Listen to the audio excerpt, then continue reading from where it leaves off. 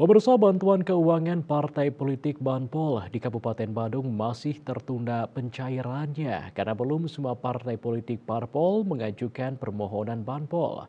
Badan Kesatuan Bangsa dan Politikus Banpol Badung mendorong Parpol untuk segera mengajukan permohonan tersebut.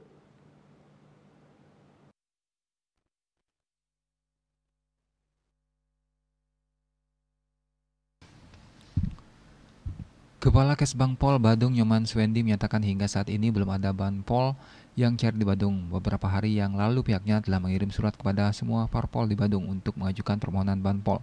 Namun sebelum permohonan diajukan, Nyoman Swendi, parpol penerima Banpol juga harus menyampaikan laporan pertanggungjawaban penerimaan dan pengeluaran untuk tahun anggaran 2023 kepada BPK. Laporan ini sebagai syarat pengajuan bantuan keuangan parpol tahun anggaran 2024.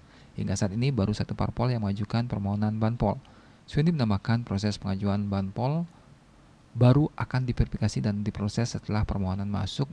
Besar bantuan keuangan dihitung sebesar 10.000 dikalikan dengan jumlah suara sah yang diberikan pada pemilu. Selain itu, Kemendagri telah mengeluarkan surat edaran mengenai pencairan langkah bantuan keuangan kepada parpol untuk tahun anggaran 2024. Langkah-langkah pencairan tersebut mengikuti perolehan suara pada pemilu 2019 dan 2024, serta peresmian anggota DPRD hasil pemilu tahap kedua diberikan kepada parpol peserta pemilu 2024 yang mendapatkan kursi di DPR Kabupaten Kota periode 2024-2029 dihitung berdasarkan perolehan suara. Bali Pos melaporkan.